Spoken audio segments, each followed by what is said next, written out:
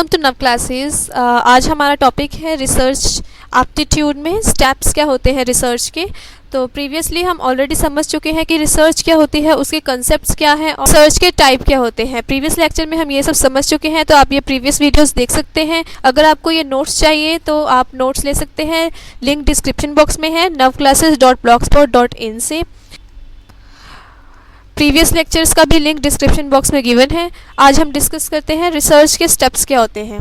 Firstly, अगर आपने अभी तक सब्सक्राइब नहीं किया तो प्लीज़ सब्सक्राइब कीजिए और इसके साथ एक बेल है, उसे ज़रूर क्लिक कीजिए ताकि आपको सभी नोटिफिकेशन मिल जाएं जैसे ही न्यू वीडियो अपलोड हो। तो what are the steps of research? Research के अंदर क्या आता है? सबसे पहले हमें रिसर्च की प्रॉब्लम क्या है उसको डिफाइन करना चाहिए। फिर उसके अंदर हम उसके लिटरेचर को रिव्यू करते हैं, उसका कंसेप्ट को रिव्यू खुद करते हैं और एक्सपर्ट से भी करवाते हैं, ठीक है। फिर हाइपोथेसिस को फॉर्मुलेट किया जाता है, उसके बाद डिज़ाइन की जाती है रिसर्च के बारे में, सैम्पल डिज़ाइन किए जाते हैं। फिर उसके लिए डाटा को कलेक्ट किया जाता है, ठीक है। डाटा कलेक्शन, एनालाइज किया जाता है डाटा को और फिर उसको इंटरप्रेट किया जाता है और एक प्रॉपर रिपोर्ट तैयार की जाती है, थीसिस भी तैयार किए जाते हैं, ठीक है। तो इनको डिटेल में समझते हैं हम। Formulating the research problem. Research problem को फॉर्मुलेट करना होता क्या है? एक रिसर्चर को अपनी बहुत सारे क्वेश्चंस हैं, एक वाइड बहुत बड़ा एक टॉपिक है अगर, तो उसमें से रिसर्चर को डिसाइड करना होता है, सिंगल आउट करना होता है एक प्रॉपर सिंपल टॉपिक या फिर सिंपल प्रॉब्लम में उसको सिंगल आउट करना होता है कि वो क्या है, उसमें से कौन से पर्टिकुलर टॉपिक के ऊपर रिसर्च कर रहा है, ठीक है। Single out the problem to study, कौन से पर्टिकुलर प्रॉब्लम पे वो स्टडी करेगा। And must decide the area of the interest, और उसके इंटरेस्ट का क्या ऑरा है उसको भी वो डिसाइड करता है। Feasibility of particular solution has to be considered before working on the problem. किसी भी प्रॉब्लम के ऊपर काम करने से पहले उसकी फिजिबिलिटी ज़रूर कंसिडर करनी चाहिए। क्यों? क्योंकि अगर तो वो प्रॉब्लम फिजिबल है, सही है, उसको उसके ऊपर रिसर्च करने लायक है, तभी उसके ऊपर रिसर्च करनी चाहिए, नहीं तो नहीं। 2 steps in formulating a research problem. यहाँ पर 2 स्टेप्स हैं रिसर्च प्रॉब्लम को फॉर्मुलेट करने के। सबसे पहले अंडरस्टैंडिंग द प्रॉब्लम थोरोली। सबसे पहले जो रिसर्चर है वो खुद पूरी की पूरी प्रॉब्लम को खुद ही अंडरस्टैंड करे, समझे, अच्छे से समझे and rephrasing the same into meaningful terms, और उसको दोबारा से अपने लैंग्वेज में और मीनिंगफुल टर्म्स में उसको रीफ्रेज करे, दोबारा से उस प्रॉब्लम्स को लिखे, ठीक है। Discuss the problem with expert. ये बहुत इंपॉर्टेंट पॉइंट है कि अगर हम किसी पर्टिकुलर चीज़ पे, किसी पर्टिकुलर प्रॉब्लम पे रिसर्च करने जा रहे हैं तो उससे पहले उन एक्सपर्ट से पता करना ज़रूरी है कि वो प्रॉब्लम इतनी वाइटल है भी या नहीं, या क्या वो वर्थ है उसको उसके ऊपर डिस्कस करना और रिसर्च करना। तो उसके लिए आपको एक्सपर्ट से ज़रूर पहले समझना होगा, एक्सपर्ट्स की व्यू ज़रूर लेने होंगे। Examine available literature both conceptual and empirical. जो भी लिटरेचर्स अवेलेबल है उनको अच्छे से एग्जामिन करना चाहिए। फॉर एग्जांपल हमें जर्नल्स रीड करने चाहिए लाइब्रेरीज वगैरह से, कंसेप्चुअली भी और एम्पेरिकली भी सभी लिटरेचर को अच्छे से समझना होगा पहले। फिर रीवैल्यूएट द प्रॉब्लम, उस प्रॉब्लम को दोबारा से इवैल्यूएट किया जाए and focus on the specifics, कि कौन कौन से स्पेसिफिक पॉइंट्स है उसमें, उनके ऊपर मेन फोकस किया जाना चाहिए। Make sure the problem can be defined unambiguously. जो प्रॉब्लम है वो अनएम्बिग्युअसली डिफाइन होनी चाहिए। अनएम्बिग्युअसली क्या होता है कि किसी भी प्रॉब्लम को हमने मीनिंगफुली अपने खुद के अच्छे के लिए नहीं करना, उसको एक सोसाइटी के वेलफेयर के लिए करना है, एक उसको प्रॉपर सभी के लिए करना है, सिर्फ अपने खुद के सेक के लिए नहीं करना उसको सॉल्व, ठीक है। तो इसलिए उसके अंदर एम्बिग्युइटी नहीं होनी चाहिए। स्टेट द ऑब्जेक्टिव, अपने रिसर्च करने का ऑब्जेक्टिव क्या है उसे ज़रूर लिखना चाहिए। फॉर्मुलेशन की ये स्टेप्स है, ये रिसर्च के स्टेप्स है जिसमें फॉर्मुलेट की जाती है। एक प्रॉब्लम को अभी हमने जस्ट पकड़ा ही है, उसके बारे में हम एक्सपर्ट से डिस्कस करें और उसको कैसे फॉर्मुलेट करें उसको जस्ट हम लिख ही रहे हैं अभी। तो pertinent terms in relation to problem must be defined, उससे रिलेटेड कौन सी बिल्कुल सही पर्टिनेंट टर्म्स है उनको भी राइट डाउन करना होता है। उसके बारे में फिर एक्सटेंसिव लिटरेचर सर्वे किया जाता है। फॉर एग्जाम्पल इसके लिए ब्रीफ समरी बनाई जाती है कि क्या प्रॉब्लम है, क्या उसके लिए ब्रीफ समरी बनाई जाए after the problem is formulating. जब हमें पता चल गया कि ये हमारी प्रॉब्लम है, हमने उसको फॉर्मुलेट कर लिया, एक्सपर्ट से डिस्कस कर लिया, अब उसको ब्रीफली उसकी समरी बनानी है। राइट अ सिनॉप्सिस। सिनॉप्सिस बहुत ही इंपॉर्टेंट है। अगर हम पीएचडी भी करने जाते हैं, हमें पता है हमें पर्टिकुलर चीज़ पे, प्रॉब्लम्स पे रिसर्च करनी है फर्दर, लेकिन आपको पीएचडी के इंटरव्यू से पहले, पीएचडी में एंटर करने से पहले उसके सिनॉप्सिस तैयार करने होंगे, जिसको आप अपने एक्सपर्ट से या मेंटर से रिव्यू कराओगे। ओनली देन आप पीएचडी कर सकते हो। ठीक है, ये एक एग्जाम्पल लिया है सिनॉप्सिस जहाँ पर यूज़ होता है। Right a synopsis of topic. जो भी आपने टॉपिक डिसाइड किया है उसके ऊपर एक सिनॉप्सिस लिखोगे आप। ये क्या होता है, एक पर्टिकुलर टॉपिक के समरी ही होती है। Submitted to the committee. उसको कमिटी के आगे सबमिट किया जाता है या फिर रिसर्च बोर्ड के आगे सबमिट किया जाता है। ओनली देन वो रिसर्च की जाती है। Literature survey by abstracting journals and reading a bibliography. अब उसका लिटरेचर सर्वे किया जाता है कि जो भी बिब्लियोग्राफी है, इट मीन्स जहाँ जहाँ से लोगों ने सर्च की थी उस, या फिर जो भी जर्नल्स है उनके एब्स्ट्रैक्ट्स को देखकर उनका लिटरेचर का सर्वे किया जाता है। ठीक है, कि क्या क्या अभी तक आज तक फाइंडिंग्स हो चुकी है, उसके बेसिस पे उसका समरी बनाई जाती है। Development of working hypothesis. Working hypothesis बनाया जाता है, डेवलप किया जाता है। क्यों? क्योंकि इससे क्या होता है, हम हाइपोथेसिस को टेस्ट करना ये हमारे लिए बहुत इजी हो जाता है बाद में। It's made so easy as to draw out and test its logical empirical consequences, कि वो कैसा है, वो उसको हाइपोथेसिस को एक्सेप्ट किया जाए या नहीं किया जाए। इसलिए हम पहले वर्किंग हाइपोथेसिस को बनाते हैं, डिस्कस किया जाता है वही वर्क कलीग्स के साथ और एक्सपर्ट्स के साथ कि क्या पर्टिकुलर टॉपिक है, प्रॉब्लम है, और उससे रिलेटेड हाइपोथेसिस को भी डिस्कस किया जाता है। Examine the past data and records. अब जो पुराने डाटाज हैं और रिकॉर्ड्स हैं उनको भी एग्जामिन किया जाता है। Review the similar studies in that area. उसी एरिया में और कौन कौन सी स्टडी हो चुकी है उनको भी रिव्यू किया जाता है, उनको दोबारा देखा जाता है। ठीक है। Personally investigate the problem with interested parties. जो भी उस प्रॉब्लम से रिलेटेड पार्टीज़ है, जिनको उस प्रॉब्लम से, जो problem, I am saying problem because इसको हम टॉपिक भी कह सकते हैं रिसर्च का। ठीक है, उस टॉपिक से जो पार्टीज को फ़ायदा होगा या नुकसान होगा, जो उनमें इन्वॉल्व होती हैं, उनसे पर्सनली जाके इन्वेस्टिगेट किया जाता है। ठीक है। हाइपोथेसिस के बनाते क्यों हैं, इसके कुछ फंक्शंस हैं। हाइपोथेसिस गाइड करता है रिसर्चर्स को कि वो delimiting the area of research and keep him to right track.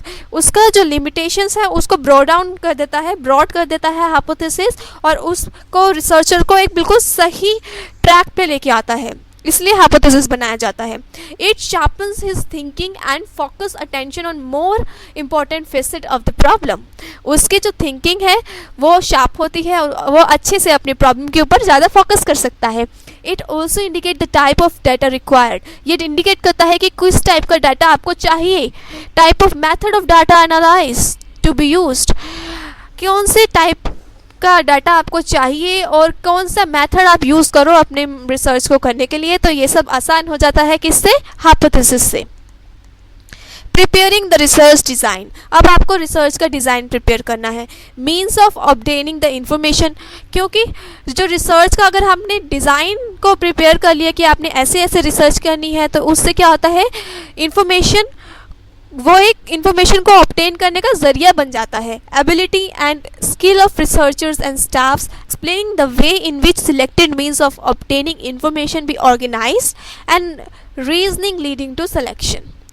इससे एक्सप्लेन किया जाता है अच्छे से कि कौन से तरीके से, किस मेथड से हम इंफॉर्मेशन को ऑब्टेन करें और उसको ऑर्गेनाइज करें, जिसकी वजह से सिलेक्शन होगा पर्टिकुलर टॉपिक्स का, पर्टिकुलर इन्फॉर्मेशन का, कौन सी इन्फॉर्मेशन को सिलेक्ट कर पाएँ। इसलिए हम रिसर्च डिज़ाइन प्रिपेयर करते हैं। कितना टाइम अवेलेबल है इसमें ये भी रिसर्च डिज़ाइन में ये भी बताया जाता है कि कितना टाइम अवेलेबल है, कॉस्ट फैक्टर क्या आएगी रिसर्च करने के लिए। तो इन सब को देखते हुए हमने किस टाइप की रिसर्च करनी है वो हम देख लेते हैं। कौन कौन से टाइप्स है रिसर्च के, ये हम ऑलरेडी डिस्कस कर चुके हैं प्रीवियस लेक्चर में भी। चलो देख लेते हैं कि रिसर्च डिज़ाइन के टाइप्स है। एक्सप्लोरेटरी, ये फ्लेक्सिबल रिसर्च डिज़ाइन है जो कि प्रोवाइड करता है कि बहुत सारे डिफरेंट एस्पेक्ट्स को कंसिडर किया जा सके, किसी प्रॉब्लम के डिफरेंट एस्पेक्ट को कंसिडर किया जा सके, ठीक है। फिर है डिस्क्रिप्टिव, इसमें मैंने बताया था जो हम रिसर्च करते हैं स्टार्टिंग लेवल की वो डिस्क्रिप्टिव होती है। And accurate description of situation, association between variables, कुछ वेरिएबल्स के अंदर कुछ एसोसिएशन होता है, तालमेल होता है, उनको अच्छे से निकाला जा सकता है। Suitable design will be one that minimises the bias and maximises the reliability of the data. कई बार क्या होता है डिस्क्रिप्टिव में हमारे जो रिलायबिलिटी है उस पर हम रिलायबल नहीं हो पाते, क्योंकि वो फाइंडिंग हमने तो नहीं की, लेकिन हमें कोई ऐसा मेथड यूज़ करना पड़ता है, कुछ ऐसा सोर्स ढूंढना पड़ता है जिससे कि बायस को मिनिमाइज किया जा सके और रिलायबिलिटी को मैक्सिमाइज किया जा सके। रिलायबिलिटी मतलब कि उसके ऊपर ज़्यादा विश्वास किया जा सके, ठीक है। डायग्नोस्टिक रिसर्च, ये होता है कुछ ढूंढना, डायग्नोस करना, डिस्कवर करना, nuances of problem by way of series of clinical, laboratory, field test, trial which aim to shed more light on nature of the given problem, कि वो प्रॉब्लम है कैसी, इससे ये पता चल जाता है। एक्सपेरिमेंटल रिसर्च कहाँ होती है? Series of test, trial perform in set of given variable, कुछ वेरिएबल्स हमें गिवन है, कुछ ग्रुप्स गिवन है, उनको कंट्रोल में रखा गया है, कुछ कंट्रोल ग्रुप्स हैं, उनके ऊपर एक्सपेरिमेंट किया जा रहा है। ये ऑलरेडी हम प्रीवियस लेक्चर में समझ चुके हैं, अगर आपने नहीं देखा तो प्लीज़ देख सकते हैं, लिंक डिस्क्रिप्शन बॉक्स में गिवन है। अब सैम्पल डिज़ाइन को डिटरमिन किया जाता है। 5th स्टेप है रिसर्च का कि हमें सैम्पल डिज़ाइन बनाया जाता है। The item selected to constitute what call sample. Sample design is a plan determined before any idea are actually collected for obtaining a sample from a given population. कि जितना भी हमारे रिसर्च के लिए पूरी पॉपुलेशन है उससे हम थोड़ा सा कुछ सैंपल उठाते हैं, ठीक है, कि ये रिसर्च में क्या होगा उसके लिए हम पहले सैंपल डिज़ाइन करते हैं और उस सैंपल को उठाते हैं, उसके ऊपर रिसर्च करते हैं अपनी, तो उसको बोलते हैं सैंपल डिज़ाइन, ठीक है। सैंपल कैसे कैसे हो सकते हैं? प्रोबेबिलिटी सैंपल भी हो सकते हैं। प्रोबेबिलिटी सैम्पलिंग क्या होती है कि सभी एलिमेंट्स के पूरे चांसेस है सिलेक्ट होने के, ठीक है, तो इसको प्रोबेबिलिटी सैम्पलिंग बोलते हैं। ये बेस्ड होते हैं रैंडम पे, रैंडमली किसी भी एलिमेंट्स को उठा लिया, सिस्टमैटिक पे, स्ट्रेटिफाइड, क्लस्टर एरिया सैम्पलिंग, ये सभी प्रोबेबिलिटी सैम्पलिंग में आते हैं, ठीक है। तो ये ही बहुत अच्छे माने जाते हैं रिसर्च के लिए। सबसे अच्छे कौन से माने जाते हैं? प्रोबेबिलिटी सैम्पलिंग, इनमें आते हैं random, systematic, stratified, cluster area sampling, ठीक है। नॉन प्रोबेबिलिटी सैम्पलिंग क्या होती है? ये बेस होती है convenience sampling, judgement sampling, quota sampling. ये इतने ज़्यादा अच्छे नहीं माने जाते, प्रोबेबिलिटी सैम्पलिंग ज़्यादा अच्छी मानी जाती है। सम इम्पोर्टेंट सैम्पलिंग डिज़ाइंस है डेलिब्रेट सैम्पलिंग, इसका पर्पस, इसको क्या बोलते हैं? परपोजिव सैम्पलिंग और deliberate selection of particular unit. किसी को हमने जानबूझ के एक पर्टिकुलर यूनिट को सिलेक्ट कर लिया ऑफ द यूनिवर्स, पूरे यूनिवर्स से, पूरी पॉपुलेशन में से, for constituting a sample that represents a universe. हमने किसी भी एक सैंपल को पकड़ना था, इसलिए हमने डेलिब्रेटली एक पर्टिकुलर का सिलेक्शन कर लिया, पर्टिकुलर यूनिट का सिलेक्शन कर लिया कि हमने माना कि ये पूरी रिप्रेजेंट करता है पूरे यूनिवर्स को, ठीक है। अगर वो वाला सैंपल ले रहे हैं जहाँ तक हम आसानी से पहुँच सकते हैं, जितना हमारे लिए कन्वीनियंट है, तो हम अगर उस पॉपुलेशन से सैंपल ले रहे हैं, उतना सैंपल ले रहे हैं, तो उसको बोलते हैं कन्वीनियंस सैम्पलिंग, ठीक है। फिर है जजमेंट सैम्पलिंग। जजमेंट सैम्पलिंग क्या होता है? जब रिसर्चर जजमेंट के अकॉर्डिंग, अपनी जजमेंट के अकॉर्डिंग सैम्पलिंग कर रहा है, ठीक है। Researchers judgement is used to select the item he consider to be representative of the population. अपने जजमेंट के अकॉर्डिंग, अगर रिसर्चर खुद की जजमेंट के अकॉर्डिंग सैम्पलिंग ले रहा है तो उसको बोलते हैं जजमेंट सैम्पलिंग। फिर है simple random sampling. Each and every item of population has equal chance of inclusion. ये सबसे अच्छा है। डेलिब्रेट वाला जो है इतना अच्छा नहीं होता। ये सिंपल रैंडम सैम्पलिंग सबसे अच्छा ऑप्शन है सैम्पलिंग का। इसमें हर एक आइटम के पूरे चांस होते हैं, इक्वल चांस होते हैं कि उसको सिलेक्ट किया जा सकता है। And each item has a probability of being selecting, और सभी आइटम्स की प्रोबेबिलिटी है यहाँ पर कि वो सिलेक्ट हो सकती हैं। Systematic sampling. An element of randomness is usually introduced into this kind of sampling by using random numbers. Systematic में क्या होता है? Random numbers पिक ले लिए जाते हैं यूनिट में से, और हम सोचते हैं कि अगर पहले अगर हर 10th नंबर हम सिलेक्ट करेंगे तो ये सिस्टमैटिक सैम्पलिंग हो गई, ठीक है। ये यूज़फुल होती है जब कोई फ्रेम हम ले रहे हैं, कोई सैंपल ले रहे हैं किसी लिस्ट में से, तो तभी हम ऐसे इजीली चूज़ कर सकते हैं सिस्टमैटिक सैम्पलिंग में से। Selection process start by picking some random point on the list and then every nth element is selected. जैसे मैंने भी बताया, फॉर एग्जाम्पल हर 10वां एलिमेंट को सिलेक्ट किया जाएगा, एवरी nth किसी भी nth आइटम को सिलेक्ट किया जाएगा अपनी सैम्पलिंग में। फिर स्ट्रेटिफाइड सैम्पलिंग क्या होती है, ये भी इंपॉर्टेंट है। अगर पॉपुलेशन जिसमें से सैम्पल ली जा रही है वो होमोजेनियस ग्रुप नहीं है, ठीक है, doesn't constitute homogeneous group, then stratified sampling technique is applied। तब स्ट्रेटिफाइड सैम्पलिंग को अप्लाई किया जाता है। होमोजीनियस ग्रुप कैसे होते हैं, जो कि एक जैसे ग्रुप हैं। अगर किसी पॉपुलेशन में एक जैसे ग्रुप नहीं है तो हम स्ट्रेटिफाइड सैम्पलिंग को यूज़ करते हैं। The population is stratified into number of non overlapping सब पॉपुलेशंस और स्ट्रेटा। कुछ स्ट्रेटास बना दिए जाते हैं, 2-3 स्ट्रेटा बना दिए जाते हैं and sample items are selected from each stratum, और हर एक स्ट्रेटम से सैम्पल आइटम्स को सिलेक्ट किया जाता है।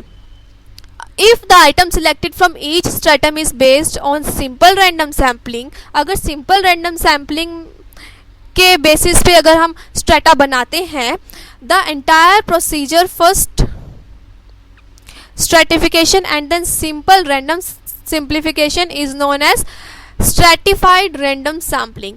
ये बहुत ही अच्छा है अगर हम स्ट्रेटिफाइड सैम्पलिंग को यूज़ कर रहे हैं, लेकिन हम random sampling, simple random sampling में से अपने स्ट्रेटास को निकाल रहे हैं, तो उसको बोलते हैं stratified random sampling. Quota sampling क्या होती है, जब ये इंटरव्यूअर के ऊपर छोड़ दिया जाता है कि आप किसी भी पर्टिकुलर स्ट्रेटा में से वो आइटम्स को सिलेक्ट कर सकता है अपने जजमेंट के ऊपर, तो इसलिए उसको बोलते हैं कोटा सैम्पलिंग। जो एक्चुअल सिलेक्शन है आइटम्स का सैम्पल्स के लिए, उसको इंटरव्यूअर के जजमेंट के ऊपर छोड़ दिया जाता है। इट मीन्स इंडिविजुअल या इंटरव्यूअर अपने जजमेंट से ही पर्टिकुलर आइटम्स सिलेक्ट कर सकता है, किसमें से, स्ट्रेटा में से। Size of quota is proportionate to the size of stratum in population. जितना भी स्ट्रेटम का जो साइज होगा उसके बिल्कुल प्रोपोर्शनेट ही होगा कोटा का भी size. A form of non probability sampling, ये एक तरीके की नॉन प्रोबेबिलिटी सैम्पलिंग होती है, बिल्कुल याद रखिए ये नॉन प्रोबेबिलिटी सैम्पलिंग होती है कोटा सैम्पलिंग। अब आती है क्लस्टर सैम्पलिंग। क्लस्टर सैम्पलिंग में क्या होता है, क्लस्टर्स बनाए जाते हैं, ग्रुप्स बनाए जाते हैं पॉपुलेशन के, और इसके अंदर जो सैम्पल साइज है वो ज़्यादा होना चाहिए किससे, सिंपल रैंडम सैम्पलिंग के अगर जितना सैम्पल साइज रखना है उससे क्लस्टर सैम्पलिंग का साइज ज़्यादा होना चाहिए। क्यों, क्योंकि इसमें हम एक्यूरेसी ज़्यादा चाहते हैं, इसमें ज़्यादा एक्यूरेसी होनी चाहिए। अगर हमें ज़्यादा एक्यूरेसी रखनी है तो हमें sample size simple random sampling से ज़्यादा रखना होगा क्लस्टर सैम्पलिंग के केस में। तो पर्सनल इंटरव्यूज़ के केसेस में भी यूज़ किया जा सकता है। अगर हम एग्जांपल लें तो फॉर एग्जांपल सपोज एक डिपार्टमेंटल स्टोर चाहता है कि अपने क्रेडिट कार्ड होल्डर्स का सैम्पलिंग करे, तो उसके लिए उसके पास क्रेडिट कार्ड होल्डर्स जो कस्टमर्स हैं वो है 15,000 कस्टमर्स है उसके पास, तो सैम्पल साइज वो लेना चाहता था 450 का सैम्पल साइज लेना चाहता था। लेकिन फॉर क्लस्टर सैम्पलिंग के लिए उसने क्या किया, 15,000 कार होल्डर्स को क्लस्टर्स में बना दिया। किसने, 100 क्लस्टर्स बना दिए उनके, और हर एक क्लस्टर्स में कितने कस्टमर्स डाले, 150। तो इसका मतलब हमने 15,000 को 100 क्लस्टर्स में डिवाइड किया, 100 ईच, ठीक है। और उसमें से कोई भी 3 क्लस्टर्स उठा लिए सैम्पलिंग के लिए, रैंडमली कोई भी 3 क्लस्टर्स उठा लिए, अब उसके ऊपर हम सैम्पलिंग कर रहे हैं, ठीक है। तो ये एग्जाम्पल था क्लस्टर सैम्पलिंग का। एरिया सैम्पलिंग भी थोड़ा सा क्लस्टर सैम्पलिंग के जैसा ही है, लेकिन क्या होता है, इसमें एरिया डिवाइड किया जाता है into smaller non overlapping areas में, ठीक है। ये ज्योग्राफिकल होता है, जो कि जिसमें एरियाज ओवरलैप नहीं कर रहे एक दूसरे के साथ, और ज्योग्राफिकल है, इसलिए इसको एरिया सैम्पलिंग बोला है। Geographical clusters and number of these smaller areas are randomly selected, इनको रैंडमली सिलेक्ट किया जाता है। Field interviewing is made more efficient through this technique. इससे क्या होता है, अगर फील्ड इंटरव्यू करनी है, फील्ड में जाके इंटरव्यू करना है, तो एरिया सैम्पलिंग से वो ज़्यादा आसान हो जाती है। When there is no list of population, जब यहाँ पे कोई भी पॉपुलेशन की लिस्ट नहीं है, तो रैंडमली एरियाज़ को एरियाज़ के क्लस्टर्स को चूज़ कर लिया जाता है और उस पर सैम्पलिंग की जाती है। मल्टी स्टेज सैम्पलिंग ये लार्ज जोग्राफिकल एरियाज़ के लिए यूज़ होता है। मल्टी स्टेज पे जैसे कि पूरी कंट्री की सैम्पलिंग करनी है तो इसको बोलते हैं multi stage sampling. Sequential sampling थोड़ी सी मुश्किल है, कॉम्प्लेक्स है, where the ultimate size of sample is not fix in advance, जहाँ पे हमें ये नहीं पता कि कितना साइज होगा सैम्पल का, वो हमें पहले ही नहीं पता। But is determined according to mathematical decisions, mathematical decisions के अकॉर्डिंग उनको डिसाइड किया जाता है on basis of information yield as survey progresses. जैसे जैसे सर्वे आगे बढ़ता जाता है हमें इंफॉर्मेशन मिलती जाती है, इसलिए इसको बोलते हैं सिक्वेंशियल सैम्पलिंग। मतलब जैसे जैसे सर्वे आगे बढ़ता जाएगा हमें इन्फॉर्मेशन मिलती जाएगी, हमें पहले नहीं पता होता कि हमारी पॉपुलेशन कितनी है और सैम्पल कितने हैं। ये डिज़ाइन यूजुअली अडॉप्ट किया जाता है एक्सेप्टेंस सैम्पलिंग प्लान, जो एक्सेप्टेंस सैम्पलिंग प्लान के अंदर या फिर स्टैटिस्टिकल क्वालिटी कंट्रोल के अंदर ये इस टाइप की सैम्पलिंग यूज़ की जाती है। अब 6th स्टेप है कलेक्टिंग द डाटा। डाटा को कलेक्ट किया जाता है रिसर्च करने के लिए। बहुत सारे तरीके हैं, एक्सपेरिमेंटल या फिर सर्वेस। एक्सपेरिमेंट किए जाते हैं या फिर सर्वे किए जाते हैं। सर्वे के अंदर कौन कौन से मेथड आते हैं? ऑब्जर्वेशन, पर्सनल इंटरव्यू किया जाके, टेलीफोन से इंटरव्यू किया, मेल किए क्वेश्चन आयर्स जो नॉर्मली हम देखते हैं आजकल, गूगल डॉक्स के थ्रू क्वेश्चन आयर्स सर्वे किए जाते हैं, स्केड्यूल्स, तो ये सब आते हैं कलेक्शन ऑफ डाटा के। Execution of the project, it's necessary to collect the adequate and dependable data in systematic manner and in time. ये बहुत ही ज़रूरी है कि हम बिल्कुल एडिक्वेट डाटा लें, कलेक्ट करें, और डिपेंडेबल जिसके ऊपर डिपेंड किया जा सकता है सिस्टमेटिक मैनर में और टाइम पे। Careful watch on uncontrollable factors, जो भी फैक्टर्स हैं जिनके ऊपर कंट्रोल नहीं किया जा सकता उनके ऊपर ध्यान से उनकी निगरानी की जाती है। Careful watch. Survey must be under statistical control, एक स्टैटिस्टिकल कंट्रोल के अंदर सर्वे किया जाना चाहिए। Must deal with non respondents. Okay, तो ये होता है एग्जीक्यूशन ऑफ द प्रोजेक्ट। अब हमने कलेक्ट कर लिया डाटा, हमने सब कुछ चेक लिया, सैम्पलिंग भी कर ली, और उसके ऊपर अब प्रोजेक्ट हम स्टार्ट कर दिया है, एग्जीक्यूट करना स्टार्ट कर दिया है। एनालिसिस ऑफ डाटा, डाटा को एनालाइज कैसे करें? कैटेगराइज किया जाता है रॉ डाटा को। हमने सारा डाटा कलेक्ट कर लिया, उसको कैटेगराइज किया जाता है, कैटेगरी वाइज उसको बाइफरगेट किया जाता है। कोडिंग की जाती है to transform categorize data into symbols. अब कैटेगराइज डाटा को कोडिंग की जाती है, उनको सिंबल में ट्रांसफॉर्म किया जाता है। Editing can also be done in at that stage, इसमें एडिटिंग भी की जा सकती है।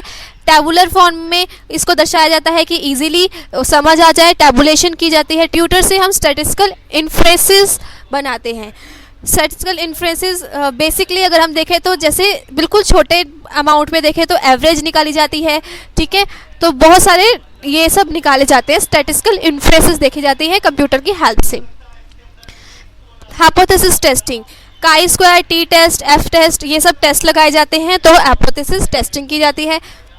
आइदर एक्सेप्ट्स द हाइपोथेसिस और रिजेक्टेड, या तो हाइपोथेसिस को एक्सेप्ट किया जाता है या फिर रिजेक्ट किया जाता है। जर्नलाइजेशन एंड इंटरप्रिटेशन, अब प्रॉपर जितना भी हमने रिसर्च कर लिया उसको जर्नलाइज करते हैं और उसका इंटरप्रिटेशन करते हैं। अगर हाइपोथेसिस टेस्ट हो चुका है और एक्सेप्ट भी हो चुका है तो उसको थ्योरी में कन्वर्ट करना, थ्योरी बनाना उसकी बहुत आसान हो जाता है। Triggers new question in hypothesis, इसमें नए क्वेश्चन भी अराइज हो सकते हैं हाइपोथेसिस में। प्रिपरेशन ऑफ रिपोर्ट और थीसिस, लास्ट स्टेप है रिसर्च का, इसके अंदर रिपोर्ट बनाई जाती है या फिर हम इसको कहते हैं थीसिस बनाई जाती है। थीसिस कैसे बनाते हैं? थीसिस के कौन कौन से स्टेप है? सबसे पहले उसकी इंट्रोडक्शन देते हैं, फिर समरी देते हैं, मेन रिपोर्ट आती है, फिर उसके अंदर बाद में लास्ट में कंक्लूजन होता है, और बिब्लियोग्राफी क्या होती है? जहाँ जहाँ से हमने रेफरेंसेस लिए उन रेफरेंसेस को लिखा जाता है। Finally research has to prepare the report of what has been research. Finally researcher जो है वो रिपोर्ट प्रिपेयर करता है कि क्या क्या किया था उसने रिसर्च में। राइटिंग ऑफ रिपोर्ट में क्या क्या आता है ये देखिए ध्यान से, ये सब पार्ट्स इंक्लूड हैं। प्रिलिमिनरी, इस रिपोर्ट में सबसे पहले जो स्टार्टिंग की रिपोर्ट होती है इसके अंदर क्या होता है? इंट्रोडक्टरी फॉर्मेलिटी पार्ट होता है। इसके अंदर टाइटल दिया जाता है, endorsement page, acceptance page, acknowledgement दी जाती है, dedication, table of content, abstract. ये हो गया प्रिलिमिनरी रिपोर्ट। अब आ जाती है उसका कंटेंट की बात। कंटेंट के अंदर क्या क्या इंक्लूड होता है, इसमें चैप्टर 1, चैप्टर 2 ऐसे करके प्रॉपर कंटेंट होते हैं। पहले चैप्टर में जैसे कि प्रॉब्लम बता दी और उसका बैकग्राउंड क्या था ये बता दिया, और दूसरे रिसर्चर्स ने क्या किया था ये बता दिया। सेकेंड में कॉन्सेप्चुअल और थ्योरेटिकल फ्रेमवर्क उसका क्या था। फिर उसके थर्ड चैप्टर में उसमें बता दिया कि ऑपरेशनल फ्रेमवर्क क्या था। Presentation, analysis, interpretation of data, proper हमने जो भी टेबल्स वगैरह बनाए थे वो सब बता दिए चैप्टर 4 में। चैप्टर 5 में उसकी समरी दे दी कि इससे हमें पता क्या चला, उसकी फाइंडिंग्स बता दी, कंक्लूजन बता दिया, और क्या क्या हमारी रिपोर्ट रिकमेंड करती है उसके बेसिस पे ये बता दिया। अब एंड मैटर्स में क्या क्या आएगा, इसके अंदर मैंडेटरी रेफरेंसेस आते हैं और अटैचमेंट्स आती हैं, जैसे कि बिब्लियोग्राफी कहाँ कहाँ से रिसर्च ली थी, कहाँ कहाँ से हेल्प ली, उसके अपेंडिक्स आ जाएंगे, और कौन कौन सी ज़रूरी अटैचमेंट्स उसके साथ अटैच करनी है रिसर्च से रिलेटेड, वो आ जाती है उसके एंड मैटर्स पे। होपफुली आज का चैप्टर स्टेप ऑफ रिसर्च समझ में आ गया होगा, और नेक्स्ट हम समझेंगे what are the methods of research और रिसर्च के एथिक्स क्या होते हैं। तो नव क्लासेस देखते रहें, प्लीज़ लाइक करें, सब्सक्राइब करें और शेयर करें मेरी वीडियोस अपने फ्रेंड्स के साथ। और आप मुझे नव क्लासेस फेसबुक ग्रुप पे भी ज्वाइन कर सकते हैं। अगर आपको ये नोट्स चाहिए तो ये आप ले सकते हैं मेरे ब्लॉग से, navclasses.blogspot.in। Thank you.